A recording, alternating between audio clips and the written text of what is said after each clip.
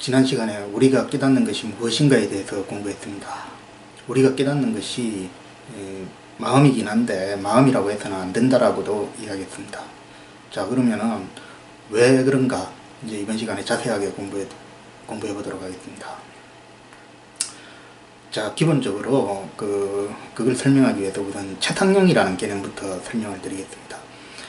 동양 철학에서는 최상용이라는 개념을 사용합니다. 주로 불교에서 굉장히 광범위하게 쓰이고요. 다른 동양 철학에서 쓰이는데, 이 최상용이라는 것은 여기서 이제 최는 어떤 사물의 본질을 이야기합니다. 본질, 본체. 그리고 상은 어떤 사물의 모습, 현상, 형상 이런 것들을 이야기합니다. 그리고 용은 어떤 사물의 쓰임새, 용도 이런 것을 의미합니다. 그러니까 어떤 사물에 대해서 우리가 정확하게 좀 잘 파악을 하려면 사물을 한 측면에서만 보지 말고 두루두루 골고루 다 잘 봐야 된다는 거죠. 그렇게 이런 측면 저런 측면을 골고루 다 잘 봤을 때 우리가 그 사물에 대해서 제대로 이해할 수 있게 된다는 것이 최상용의 개념입니다. 자, 그럼 최상용의 예를 한번 들어보겠습니다. 자, 물이 있습니다. 그러면 물의 체는 뭡니까? 물의 체는 수소 원자 2개, 산소 원자 하나가 결합된 물 분자가 물의 체입니다. H2O가 물의 체입니다. 물의 상은 뭡니까? 물은 액체 상태일 때는 물, 고체 상태일 때는 얼음, 기체 상태일 때는 수증기의 형태로 나타납니다. 또 꼭 그렇게만 나타나는 건 아니죠. 예를 들어 한겨울에 하늘에서 펑펑 내리는 눈도 물의 또 다른 형태입니다. 뭐 이슬이나 서리 같은 것들도 물이죠. 그러니까 물은 하여튼 다양한 형태, 다양한 모습으로 우리 주위에 나타납니다. 물의 쓰임새는 뭡니까? 물은 뭐 가장 쉽게는 갈증 해소로 쓰입니다. 목마를 때 마시는 거죠. 그리고 그 물이 우리 몸 안으로 들어갔을 때는 생명 유지 현상, 생명 유지 활동을 합니다. 그러니까 생명 유지의 용도로도 쓰이는 거죠. 그리고 예를 들어 목욕탕에서라면 물은 씻는 용도로 사용됩니다. 그리고 워터파크에서라면 물은 놀이 용도로 사용됩니다. 이렇게 물은 여러 가지 용도로 쓰입니다. 이것이 물의 최상용입니다. 자, 이번에는 또 하나 예를 들어 봅시다. 그러면은 이번에 들은 것은 여러분들도 같이 문제를 한번 풀어보시기 바랍니다. 자, 하늘에 떠 있는 저 둥근 달에 대해서 한번 살펴봅시다. 달의 체는 뭡니까? 생각해 보셨습니까? 자, 달의 체는 이 태양계에 있는 지구라는 행성의 위성이라는 것이 달의 체입니다.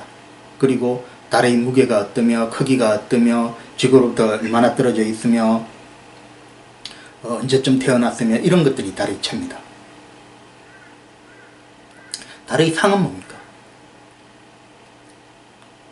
달의 상은 여러분들도 잘 알다시피 둥근 달, 반달, 금음달 이런 것들이 달의 상입니다. 달의 용은 뭡니까? 달의 용은 달은 밤하늘을 밝힌다라는 것이 달의 용입니다.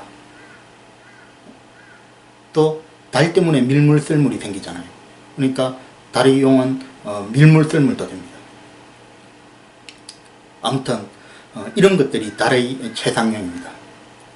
이렇게 물이나 달을 제대로 알려면 물이나 달의 최상용을 골고루 다 알아야지 물이나 달에 대해서 제대로 이해하는 게 됩니다. 자, 여기까지가 교과서에 나와 있는 설명입니다. 그런데 이제 저는 여기서 생각을 조금 달리합니다. 물론 이제 어떤 사물에 대해서 제대로 잘 알려면 최상용을 골고루 다 잘 알면 좋겠죠. 그런데 그렇지 못할 상황에 급할 때에는 그 중에 한두 개만 알아도 된다라는 게 제 생각입니다. 또 사실 그렇게 하려고 최상용이란 개념이 나왔다라고 생각합니다.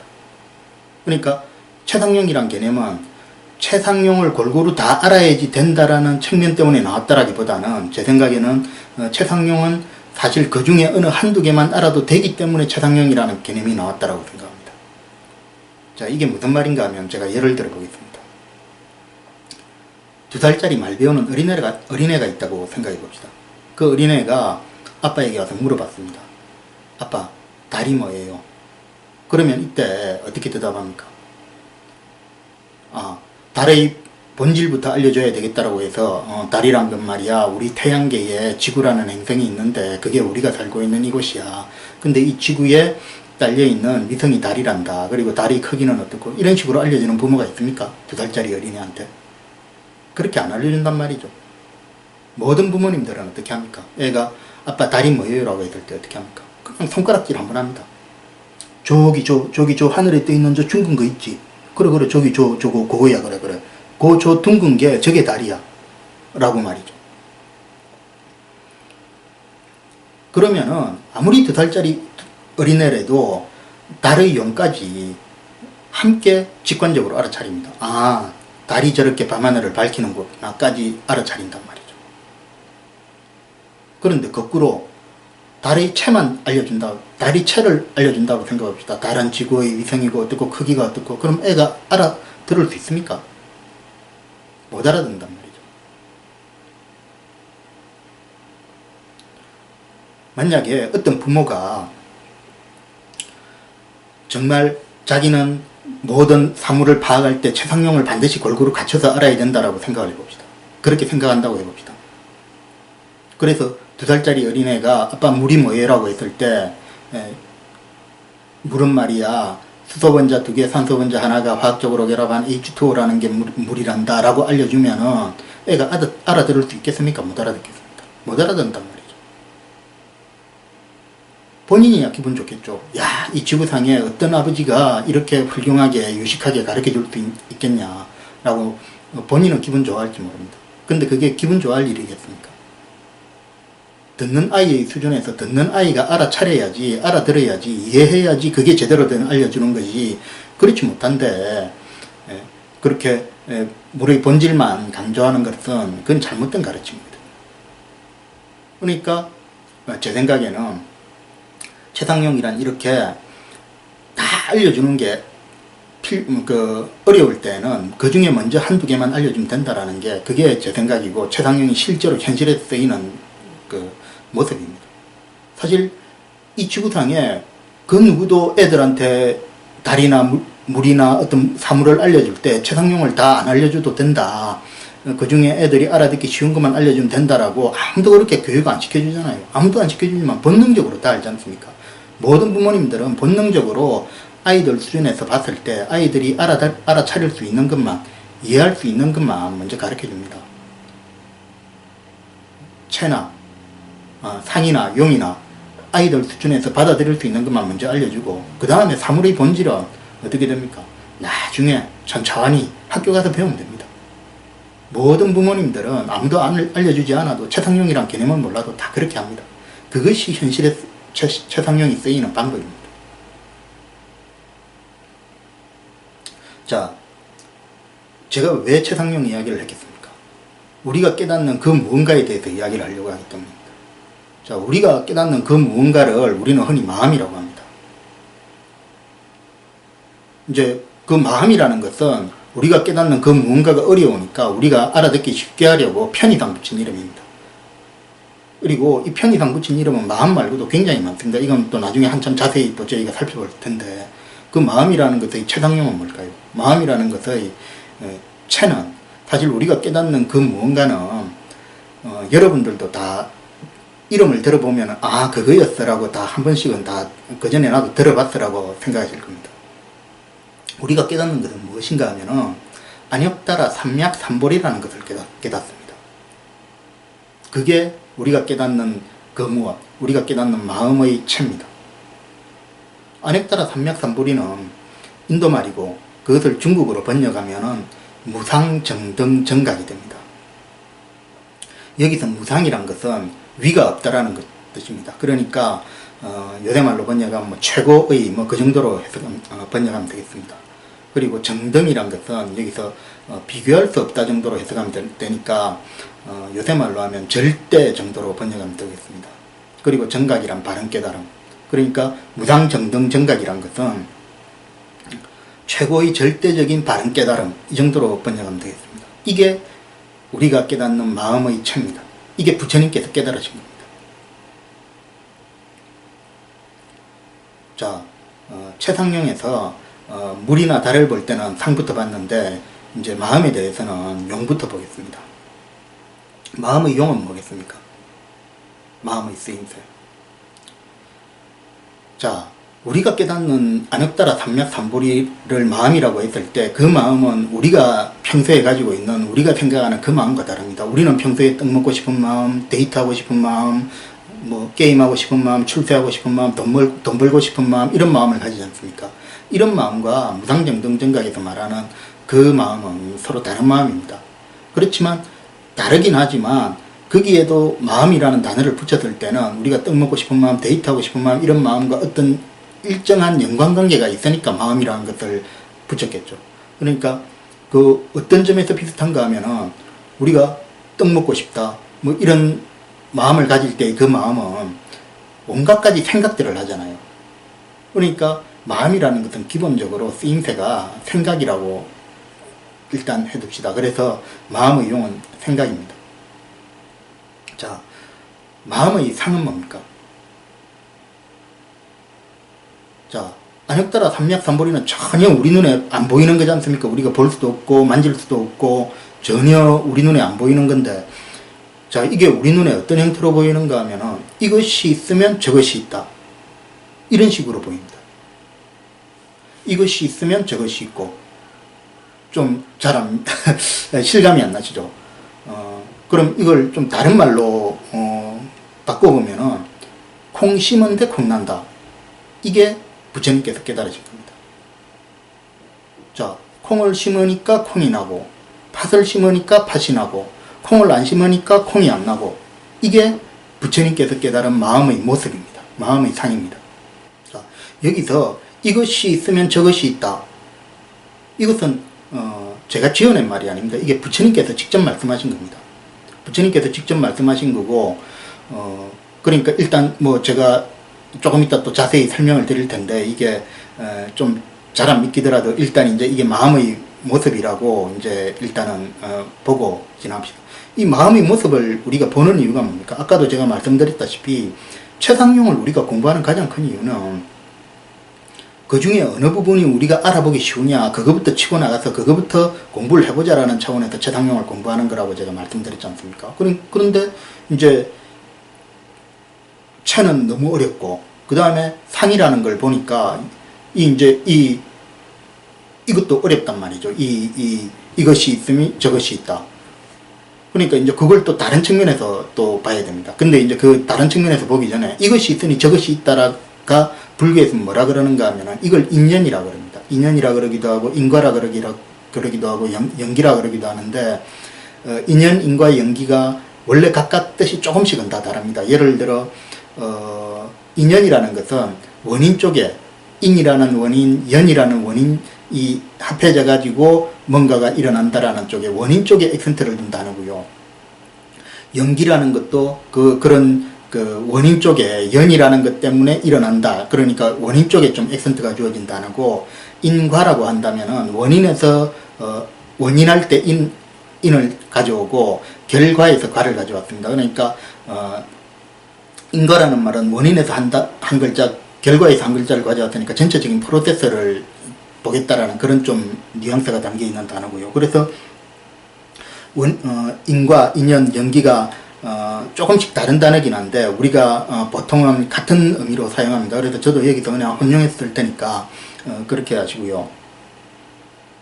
아무튼 우리가 인연이나 인과, 연기를 보는 이유가 최상용 중에 좀 쉬운 고리를 파악하자는 거였는데, 이것도 좀 사실 감이 잘 안 잡히지 않습니까? 감이 잘 안 잡히니까 이걸 이제 좀 더 자세하게 한번 들여다보는 거죠. 좀 자세하게 들여다보니까 세부적으로 보니까 이게 12단계로 나눠볼 수 있더라 이거죠. 그래서 이걸 12연기라 그럽니다. 그러니까 인연이나 인과하고 12연기라는 게 결코 다른 개념이 아닙니다. 우리가 그것을 큰 덩어리로 아주 거시적으로 봤을 때는 인연이나 인과가 되는 거고요. 그 인연이나 인과를 쭉 들어가서 아주 디테일하게 세부적으로 들어가서 단계별로 나눠보니까 미시적으로 보니까 이게 12연기가 되는 겁니다. 그러니까 요새 말로 한다면 줌인에서 봤느냐 줌아웃에서 봤느냐 이거죠. 줌인에서 쭉 들어가서 아주 세밀하게 보니까 12연기가 되는 거고, 쭉 줌아웃에서 아주 멀리서 거시적으로 보니까 인연이나 인과가 되더라는 겁니다. 그러니까 사실은 같은 거를 이렇게 봤느냐 저렇게 봤느냐입니다. 그게 인연이나 인과입니다. 그리고 12연기입니다. 근데 12연기도 12연기를 이렇게 이제 그 디테일하게 보니까 그 중에 어떤 부분은 우리가 딱 보면 이건 뭐야? 이건 뭔지 바로 아는 게 있습니다. 예를 들어 그 안에 보면 생로병사 이런 것들이 있습니다. 그런 것들은 우리가 보면 바로 딱 뭔지 알 수 있잖아요. 그런데 또 그 중에 어떤 것들은 우리가 보기에 아니 도대체 이런 게 다 있어? 이 처음 들어보는 말인데? 라고 싶을 정도로 굉장히 좀 관념적이고 추상적인 개념들이 들어가 있습니다. 우리 눈에 보기에 관념적이고 추상적이죠. 부처님 눈에 보면은 그렇지 않은데, 아무튼 우리가 보기에는 좀 굉장히 낯설고 추상적이고 관념적이고 어려운 단어들이 개념들이 중간에 많이 섞여 있다 이거죠. 그러니까 그것도 또 별로 쉽지가 않더라 이거죠.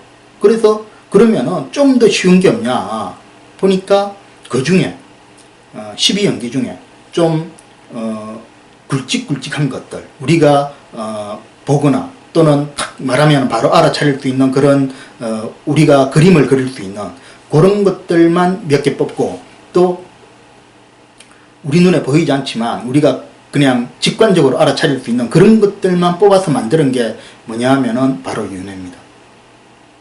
그러니까 윤회라는 것이 불교 교리하고 전혀 엉뚱한 무슨 설화에 나오는 그런 게 아니고, 윤회라는 자체가 마음의 또 다른 한 형태라는 거죠. 마음의 최강령 중에 마음의 모습인데, 마음의 모습 중에 인과나 12연기는 좀 어려우니까 그걸 좀 더 우리 상식에 부합하게, 우리가 좀 더 받아들이기 쉽게 좀 가공을 적절히 한 것이 윤회라는 겁니다. 그러면은 우리는 보니까 가장 그 중에 보니까 우리 상식에 가장 부합한 게 윤회니까 윤회로부터 시작 안 할 이유가 없는 거죠. 그래서 저는 불교 공부는 윤회에서부터 시작해야 된다고 생각합니다. 윤회라는 것은 여러분들이 상식적으로 생각하는 바로 그 윤회하고 똑같습니다. 지금 그림을 보시면은 위에 있는 네모칸 하나가 바로 우리 삶이라고 생각하시면 됩니다. 위에 곡선이 하나씩 나와 있는 게 그게 하나하나의 삶이고, 밑에 들어가 있는 거는 우리가 저세상에 가 있을 때, 잠시 쉬러 가 있을 때 그때 그겁니다. 그러니까 위에서 한번 살다가 태어나서 한번 딱 살아서 죽고, 또 그럼 저기 가서 좀 쉬다가 다시 또 태어나고, 이런 식으로 무한으로 반복하는 것이 그것이 윤회입니다. 자, 제가 왜 최상령을 말씀드렸겠습니까? 이제 대충 이해하시겠지만, 최상령을 말씀드린 이유는 바로 마음 공부를 할 때도 똑같이 적용이 되기 때문에 그렇습니다.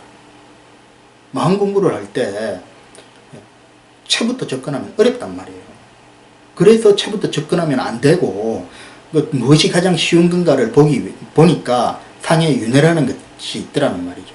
그러니까 거기서부터 시작해야 된다는 말씀입니다. 그런데 우리나라 지금 불교의 현실은 어떻습니까? 다 절에 가면은 마음 깨우쳐라 바로 채부터 이야기합니다. 마치 2살짜리 어린애한테 H2 하는 것처럼 말입니다. 그러니까 그게 어렵다라는 겁니다. 그러니까 저는 그렇게 어려우니까 마음이 아니고 그 중에 가장 우리 상식에 부합하는 윤회부터 공부를 시작해야 된다고 생각합니다. 그런데 제가 마음을 쓰면 안 된다라고 생각하는 또 다른 이유가 하나 더 있습니다. 이거는 좀 전에 말씀드렸던 이유보다도 더 중요한 이유고 더 큰 이유입니다. 자, 어린애한테 2살 먹은 어린애한테 H2O라고 하면은 이거는 고쳐질 기회가 있습니다. 자, 어떤 바보 같은 아빠가 어떤 사물의 본질부터 알려줘야 된다고 생각해서 물은 H2O야 그러면은 애가 못 알아듣는단 말이에요. 그런데 그걸 이제 옆에서 엄마가 애한테 물어봅니다. 야, 너 물이 뭔지 알아? 그러면 애가 몰라요 이러잖아요. 그러면 엄마가 다시 차근차근 알려줄 수 있잖아요. 예를 들어 물을 마시게 한다든가, 또는 목욕탕에서 물을 느끼게 한다든가 알려줄 기회가 있습니다. 그런데 마음으로 오면 어떻습니까? 사실 마음이라는 게 초보자들 헷갈리게 하려고 일부러 만들어낸 단어는 아닙니다. 오히려 초보자들을 도와주기 위해서, 안역따라 삼략삼불이라고 하면 너무 어려우니까 초보자들을 도와주기 위해서 아주 진짜 만드신 분은 굉장히 신경 써서 만들었지만, 이제 결과적으로 받아들이는 사람들이 오해를 한다 이겁니다. 마음을 말씀하시는 분은 또는 글 쓰시는 분은 마음을 깨달으라고 했을 때 안핵따라 삼맥삼보리를 생각하고 마음을 깨달으라고 말씀하시고 글 쓰시는데, 받아들이는 쪽에서는 어떻게 받아들이는가 하면은 깨닫는다는 생각조차도 못하니까 떡 먹고 싶은 마음을 깨달으라는구나, 또는 게임하고 싶은 마음을 깨달으라는구나, 또는 데이트하고 싶은 마음을 깨달으라는구나, 돈 벌고 싶은 마음을 깨달으라는구나, 그런 식으로 받아들인단 말이죠. 그게 문제라는 겁니다. 그리고 또 여기서 또 더 황당한 건 뭐냐면 말입니다. 본인도 뭔가 좀 이상하다는 걸 알아요. 왜 이상하다는 걸 아는가 하면, 떡 먹고 싶은 마음으로 생각하고 계속 말씀하시는 걸 들어보거나 책을 이렇게 보다 보면 뭔가 삐끗삐끗 안 맞거든요. 안 맞으니까 이게 아닌가 마음이 그 마음인 것 같은데 왜 아니죠, 이상하다라고 생각을 해요, 본인이. 그런데 이게 차라리 안핵따라 삼맥삼보리를 깨달으세요 자꾸 이러면은 안핵따라 삼맥삼보리가 뭔지 모르잖아요. 그럼 어찌 되는가 하면 손을 번쩍 든단 말이죠. 손을 딱 들어가지고 저 안핵따라 삼맥삼보리가 뭡니까? 물어본단 말이죠. 그러면은 알려줄 기회가 있습니다. 그런데 이게 뭐냐면은 마음을 깨달으세요 그러면은 뭔가 잘 모르겠는데 물어보기도 쪽팔리는 겁니다. 왜냐하면은 마음은 쉬운 단어잖아요. 초등학생도 아는 쉬운 단어인데 이거를 손들어서 마음을 모르겠는데 이러면은 저 바보 같은 놈 이래가지고 남들이 손가락질 할 것 같으니까 쪽팔려가지고 물어보지도 못하는 거예요. 그러니까 문제만 점점 더 꼬여가는 겁니다. 분명히 말하는 사람의 의도와 다르게 받아들이는데 그 다르게 받아들이는 거를 어디 가서 물어보지도 못하고 어디 가서 고칠 기회도 없는 거예요. 마음이란 단어를 쓰기 때문에. 어디 가서 물어보겠습니까? 초등학생도 다 안한다는데. 그러니까 문제가 점점 더 꼬여가는 겁니다. 불교는 그래서 점점 더 어려워지는 거고요. 그래서 저는 마음이란 단어를 쓰는 걸 싫어합니다. 마음이란 단어를 써서 문제가 해결이 되면 사람들이 다 알아들으면 왜 마음을 쓰면 안 되겠습니까? 그게 거꾸로니까. 마음이란 단어를 쓰니까 사람들이 톡톡 모르겠고 헷갈려하고 문제가 점점 꼬이고 그러니까 마음이란 단어를 쓰면 안 된다라는 겁니다. 그래서 저는 불교 공부는 윤회에서부터 시작해야 된다고 생각합니다. 자, 저만 이렇게 생각하느냐? 그 대승불교의 굉장히 중요한 책 중에 하나로 중론이라는 책이 있습니다. 그런데 이 중론이라는 책은 제일 첫 부분을 어떻게 시작하는가 하면은 관인연품이라는 걸로 시작합니다. 여기서 관인연품이란 게 무슨 뜻인가 하면은 관은 볼관자고 인연은 우리가 공부했던 그 인연이고 품은 요새 말로 한 챕터, 장 이런 뜻입니다. 그러니까 인연을 보는 챕터 이런 뜻이죠. 인연을 왜 보겠습니까? 그러니까 여기서 볼관자는 살펴본다. 그러니까 공부한다 이런 뜻입니다. 그러니까 인연을 공부하는 챕터로부터 중론이라는 책이 시작한다는 거죠. 불교에서는 마음을 깨닫는다는데 왜 인연부터 공부를 하겠습니까? 바로 최상용 때문에 그렇습니다. 마음의 상이 인연이기 때문에 마음의 채부터 시작하면 사람들이 헷갈리니까 그나마 최상용 중에 상이 가장 쉬우니까 사람들이 상식에 가장 부합하니까 마음의 상, 인연부터 시작하는 겁니다. 그러니까 최상용에서 가장 쉬운 그 상부터 시작하는 것은 저 혼자만의 생각은 아닙니다. 중론이라는 책에서도 그렇게 이제 시작하고 있습니다. 자, 이제 아까 공부했던 인연으로 다시 한번 들어가 봅시다. 불교가 이제 어려운 이유는 한두 가지가 아닙니다. 한두 가지가 아니고 계속 지금까지도 불교가 어려운 이유가 여러 가지 나왔지 않습니까? 그런데 이제 불교가 어려운 이유가 또 나왔습니다. 바로 인연 때문에 불교가 어렵습니다. 왜 인연 때문에 불교가 어려운가 하면 당장 이 강의를 들으시는 분들조차도 인연 그러면 안 믿잖아요. 이것이 있으면 저것이 있다. 믿깁니까? 부처님께서 인연을 말씀하시는 이유는 결국 부처님께서는 49년 동안 단 한마디, 결론적으로 말하면 단 한마디를 말씀하셨습니다. 자, 그러니까 깨달으십시오. 근데 무턱대고 깨달으십시오라고 하면 사람들이 말을 안 듣잖아요. 그러니까 자, 이러쿵저러쿵 하니까 깨달으십시오 이래답니다. 근데 이제 이러쿵저러쿵이 제일 처음이 뭐냐, 내가 인연이라는 것을 깨달았는데 깨닫고 보니까 어쩌고 저쩌고니까 깨달으세요. 이제 이렇게 이제 쭉 이야기가 진행이 돼 나갈 건데, 제일 처음에 자, 여러분 내가 깨달은 게 인연인데요. 이것이 있으면 저것이 있고 뭐 쭉 이렇게 되는데 그걸 사람들이 안 믿는단 말이에요. 왜 안 믿느냐? 자, 콩 심으면 콩 난다. 그거는 그럴듯합니다. 그런데 그거는 콩만 그렇지 세상살이가 그렇냐 이거예요. 우리가 보는 세상이 여러분들이 보기에 이것이 있으면 저것이 있습니까? 콩 심으면 콩이 납니까 세상이? 우리 왜 주위에 그렇잖아요. 저 사람은 법 없이도 살 사람이야. 뭐 그러는 사람들 있잖아요. 우리 주위에 보면은. 근데 그런 사람들이 잘 삽니까? 못 삽니까? 법 없이도 살 사람 그러면은 꼭 뒤에 따라오는 게 지지리도. 근데 왜 지지리도 법도 없고 지지리도 못 사냐? 꼭 그런 말이 따라옵니다. 그리고 또 우리 유명한 이야기 있지 않습니까? 악한 사람 돈 벌고 독한 사람 돈 벌고 악독한 사람 돈 번다. 뭐 그런 유명한 이야기 있지 않습니까? 왜 저 지옥에 가야 될 저런 놈이 왜 떵떵거리고 다니냐 이거죠. 그러니까 우리가 보기에는 이 사회가 굉장히 불합리하고 이것이 있으면 저것이 있는 게 아니고 이것이 있는데 저것이 없는 게 이상 아닙니까? 왜 법 없이도 살 사람은 그런 원인이 있는데 현실 결과는 어떻습니까? 지지리도 못 삽니까? 안 맞잖아요.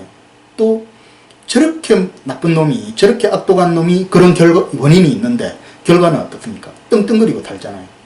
그러니까 이것이 있는데 저것이 없잖아요. 우리 눈에는 그렇게 보이잖아요.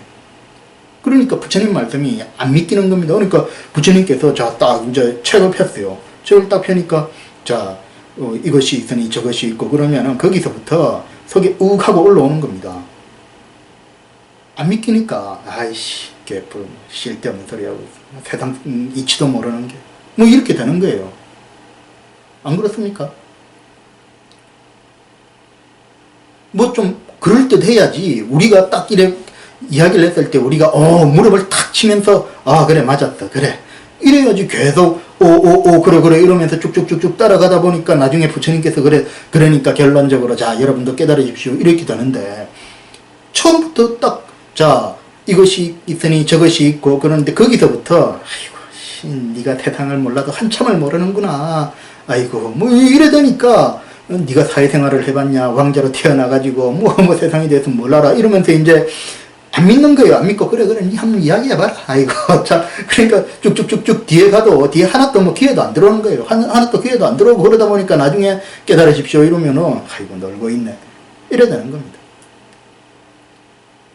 자 그런데 뭐 부처님이 아주 위대하신 분이라 그러고 뭐 아주 힘센 분이라 그러니까 그 뭐 깨달으십시오 이 말은 이제 싹 들어가고 아이고 막 열심히 절하면 복은 주시겠지. 와서 이제 절하고 복 받기 바쁜 거예요.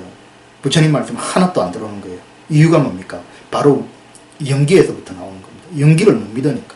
이것이 있으니 저것이 있다 안 믿기니까 그 다음부터 다른 말이 다 안 믿기는 거예요. 그러니까 불교가 어려운 겁니다. 부처님께서는 깨달으라는 결론을 말씀하시기 위해서 처음에 인연 이야기를 딱 하셨는데 그걸 못 믿으니까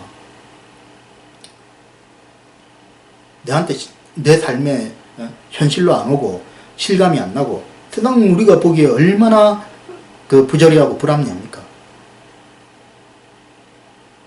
그러니까 여기서부터 이제 삐뚤어지는 거예요. 자 그런데 시간의 흐름을 좀 길게 놓고 보면 말입니다. 우리 요새 CSI니 미국 드라마니 그런 거 보면은 그런 거 많이 나오잖아요. 예를 들어 초등학교 때 어떤 학대를 받은 애가 그게 씨앗이 돼가지고 20년 30년 뒤에 어떤 사건을 저지르더라. 뭐 이런 거는 뭐 미국 드라마 같은 거 많이 나오고 요새는 뭐 우리나라 드라마에도 많이 나오잖아요. 그러면은 시간의 흐름을 끊고 오늘 하루만 봤을 때는 이게 전혀 하늘에서 뚝 떨어진 어떤 사건이라고 생각이 됐는데 이걸 시간의 흐름을 쭉 늘려보니까 저 밖에 우리가 이렇게 관찰했던 요 범위 안에서는 원인이 없으니까 이게 굉장히 충격적인 사건이라고 봤는데 시간의 흐름을 쭉 넓혀보니까 여기에 원인이 있더라 이겁니다. 그러니까 이 원인 때문에 이 결과가 있더라. 이렇게 되는 거죠. 그게 요새 불과 30년 전, 불과 몇십 년 전만 해도 그런 뭐 심층무의식이니 이런 개념이 없었지 않습니까? 그러니까 굉장히 이 사건 하나만 보면 정말 불행한 사건이었는데 쭉 이렇게 보니까 이렇더라 이런 게 이제 요 근래야 광범위하게 받아들이지는 그런 개념 아닙니까? 몇 년 전에도 그런 사건이 하나 있었던 것 같은데요. 뭐 여의도에서 일어났던 사건 같은데 어떤 사람이 저희가 직장생활 몇 년 하면서 왕따 당해가지고 굉장히 좀 이제 좀 괴로웠었는데 그래서 그 직장을 그만두고 몇 년을 이제 집에 있다가 그러면서 그게 왕따 당했던 게 너무 한이 맺힌 거예요. 그 막 도저히 집에서 참다가 몇 년 만에 칼 들고 와가지고 뭐 그 여의도에서 뭐 칼부림하고 그랬던 사건이 몇 년 전에 크게 신문에 들썩했는데 그 사건 같은 경우에 몇 년 전에 일어났던 것이 몇 년 전에 씨앗이 뿌려졌던 게 계속 안에서 사갔다가 몇 년 뒤에 폭발을 하지 않습니까? 그런 식으로 인연이 인과라는 것이 어떤 원인이 있으니까 결과가 몇 년 뒤에 나타나고 그게 실제 사건으로도 일어났고 우리 주위에 광범위하게 드라마 같은 데서 많이 나오지 않습니까? 그런데 우리 눈에는 안 보이는데 전생이라는 게 부처님 눈에는 보이지 않습니까? 그러니까 부처님 눈으로 봤을 때는 우리 이 삶 안에서는 원인이 안 보이니까 우리가 보기에는 참 불행한 사건이라고 생각이 되는데 부처님은 전생까지 이렇게 다 보는 분이니까 그 얘가 지금 어떤 불행을 겪는 게 보니까 이번 생에는 원인이 없는데 저 전생에 원인이 있더라는 거죠. 그러니까 부처님 눈에는 이 세상에 원인이 없는 결과가 없고 모든 게 다 원인이 있더라는 겁니다.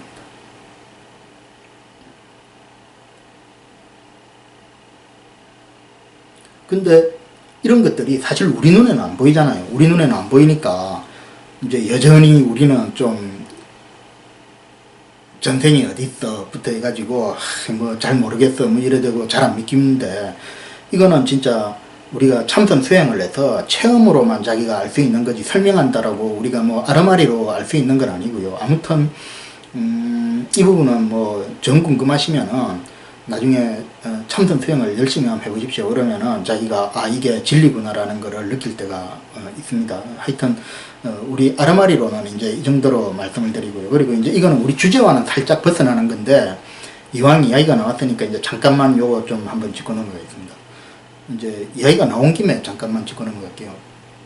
그러면은 우리가 이제 이것이 있으니 저것이 있다. 그럼 지금 내가 받는 모든 것은 다 원인이 있잖아요. 그러면은 불교는 승명론인가? 라는 이제 의문이 들 수 있지 않습니까? 절대 불교는 승명론이 아닙니다. 절대 불교는 승명론이 아니고 불교는 오히려 그렇기 때문에 더 적극적으로 자기 삶을 개척해 나가자라는 겁니다. 뭐 물론 또 다음에 더 자세하게 보겠지만 이제 이 말이 나온 김에 이제 그런 오해가 있으실까봐 잠깐만 말씀드리면은 이제 정말 적극적인 운명 개척론이 불교고요. 그러니까 내가 지금 받는 건 모든 게 전생에 내가 다 지었던 것 때문에 받는 거니까 그럼 그대로 내 인생 이래 살지 이런 패배적으로 절대 사실 필요 없고요. 그래서 불교에서 요 운명과 관련해서 굉장히 이제 유명한 이야기가 하나 있습니다. 욕지전생사 금생수자시 욕진의 생사 금생작자시 이런 이야기가 있습니다. 이게 무슨 말인가 하면 욕지전생사 저 불교에 인과가 있고 윤회가 있다 그러면은 내 전생이 뭐였을까 궁금하잖아요. 그러니까 욕지전생사 전생의 일을 알고 싶으면 금생수자시 이번 생에 받는 것이 바로 그것이다. 그러니까 지금 예를 들어 내가 부잣집에 태어났고 내가 가난한 집에 태어났고 지금 내가 이쁜 여자를 만났고 또는 내가 연애를 못하고 이런 모든 것들이 전생에 내가 씨앗을 뿌린 것들이 자꾸 무럭무럭 자라가지고 그 결과가 이렇게 된 거라는 거죠. 그런데 여기까지만 보면은 정말 운명론인 것 같습니다. 승명론인 것 같은데, 이제 욕진의 생사, 금생작자시가 뒤에 또 나오잖아요. 이건 무슨 말인가 하면은, 그러면은 윤회가 있다 그러면 내가 내 생이 어떨까 궁금하지 않습니까?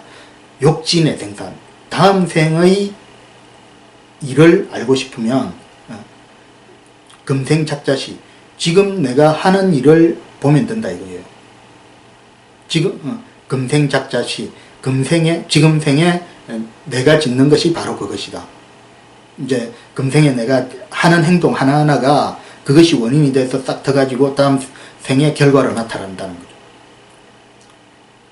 그러니까 예를 들어 요새 우리는 그 무슨 수저 이야기가 많이 나오잖아요. 예를 들어 나는 금수저다, 나는 흙수저다. 금수저는 이제 아주 부잣집에 태어났다는 거고, 흙수저는 아주 가난한 집에 태어났다는 건데, 이게 결코 누가 재수 좋아서 금수저로 태어났고 재수가 없어서 흙수저로 태어난 게 아니라는 말입니다.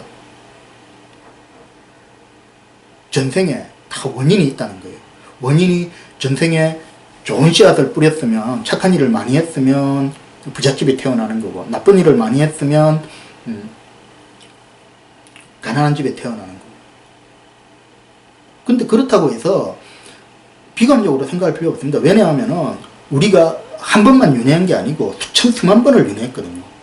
수천 수만 번, 수십만 번을 윤회했기 때문에 그 중에 뭐 별의별 걸로도 다 태어난 거예요. 그 전에 아주 고귀한 사람으로도 태어났다가 참 밑바닥으로 태어났다, 오만 가지를 다 겪고 겪다가 이래 왔기 때문에 어쩌다가 이번 생 한 번을 보고 야, 내 생은 왜 이리 비참해라고 그렇게 낙담할 필요도 없고, 왜냐하면 그 전에 아주 떵떵거리고 잘 살았을 때도 있으니까요. 또 어쩌다가 이번 생에 굉장히 부잣집에 태어났다고 해서 또 막 엄청 잘난 체 할 필요도 없고, 왜냐하면 또 그 전 생에 거지였을 수도 있고 또 다음 생에 거지였을 수도 있고, 그러니까 이번 생에 어쩌다가 이렇게 태어난 걸 가지고 굳이 자기가 거기에 낙담하거나 거기에 잘난 체 하거나 그럴 필요 전혀 없다는 겁니다. 그리고 무엇보다 중요한 게 지금 내가 열심히 하면 다음 생에 또 꼽힌다는 거죠. 지금 생에 내가 아무리 흙수저로 태어났어도 지금 생에 내가 열심히 하면은 다음 생에는 굉장히 좋게 태어날 수도 있고, 지금 생에 내가 부자로 태어났지만 그 부자로 태어난 거를 제대로 활용을 안 하고 지금 생에 오히려 나쁜 마음만 계속 쓰고 그러면 다음 생에는 정말 비참하게 태어날 수 있는 겁니다.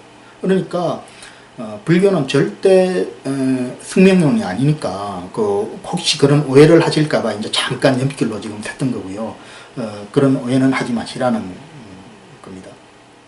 자, 이제 우리가 그렇게 윤회가 중요하다라고 했으니까 이제 윤회 공부를 해야 될 텐데, 윤회는 이제 윤회에 들어가기 전에 잠깐만 불교의 분류를 공부하겠습니다. 불교의 분류를 공부하는 이유는 한 두 가지가 있는데, 그 중에 하나는 뭐냐면은 우리가 이제 윤회를 공부하고 나면은 윤회를 공부한 그것을 기초로 해서 왜 소성불교와 대성불교가 다른지를 공부를 하게 될 겁니다.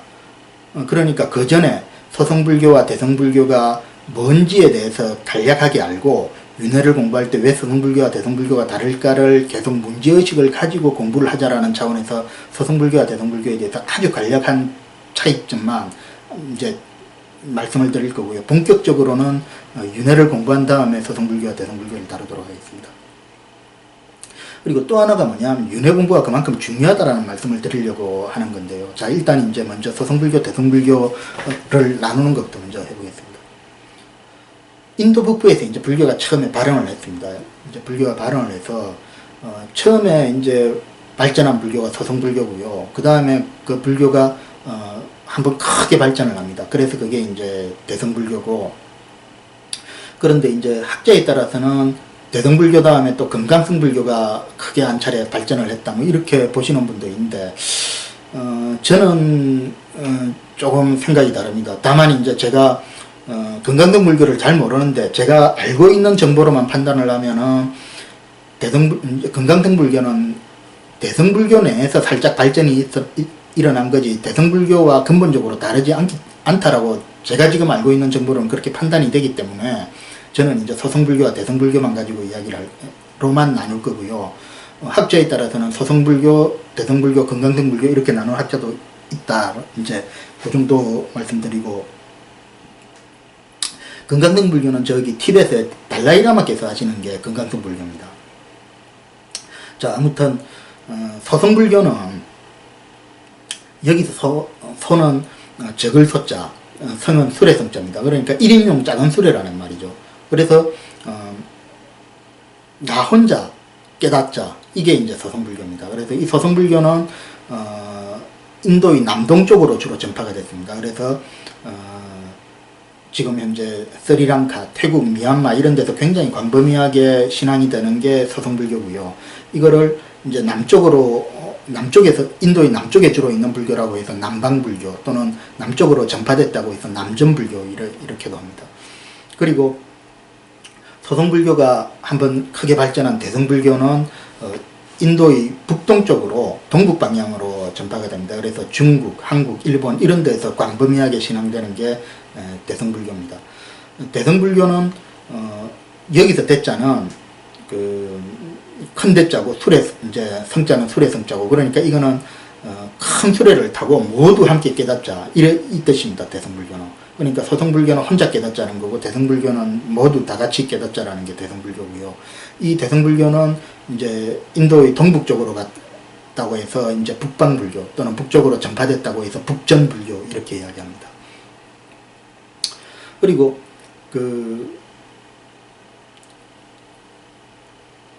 대성불교가 중국에 가서 살짝 변형이 된 게 선불교입니다.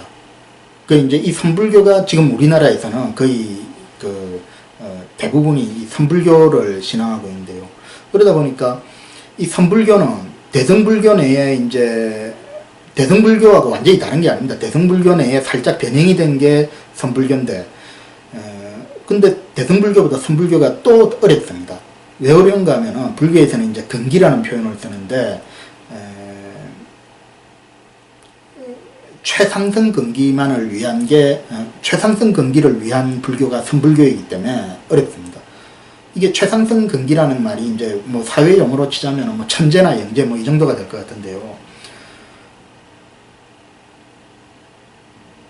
아주 쉽게 이야기하면 학교에서 전교 1등만을 위한 수업을 한다라고 생각하시면 됩니다. 전교 1등만을 놓고 딱 전교 1등만 알아듣게 딱 수업을 하니까 나머지 애들은 다 들으면은 뭔 말인지 못 알아듣는 겁니다. 그게 선불교입니다. 그러니까 우리나라 불교가 어려운 가장 큰 이유 중에 또 하나가, 이게 일반 대중이 보기에는 정말 우리 학교 다니면 보면 전교 1등은 한 명이잖아요. 나머지는 나머지는 대다수인데, 이 선불교라는 것은 전교 1등만을 위한 불교이다 보니까 나머지는 봐도 모르는 게 선불교입니다. 그러니까 어려울 수밖에 없는 거죠. 그런데 서성불교는 대성불교하고 비교했을 때 서성불교는 굉장히 쉬워 보입니다. 굉장히 쉬워 보이는 게, 서성불교는 기본적으로 석가모니 부처님 육성설법을 기초로 한 교리를 경전들을 주로 보는데, 석가모니 부처님은 굉장히 평이하고 쉽게 말씀하셨습니다. 굉장히 우화나 비유를 많이 들면서 굉장히 쉽게 일반 사람들도 알아듣게 말씀을 하셨는데, 이게 이제 불교가 점점 발전하다 보니까 단어든 논리든 막 굉장히 세련돼지고 발전하게 되거든요.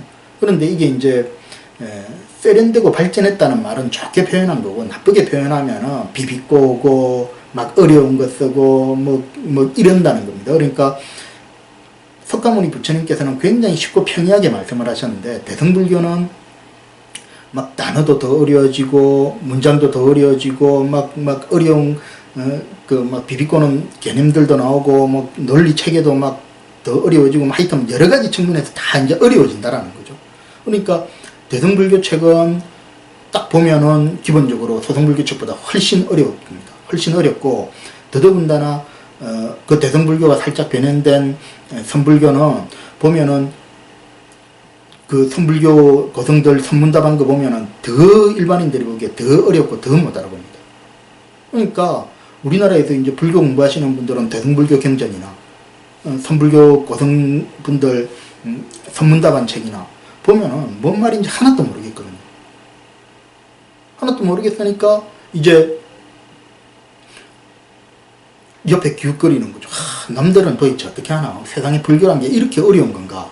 그래가지고 이렇게 서성불교나 저쪽 금강성불교 쪽을 이렇게 기웃거려 보니까 어이 안 그런 거예요. 서성불교는 굉장히 쉬워 보이는 겁니다.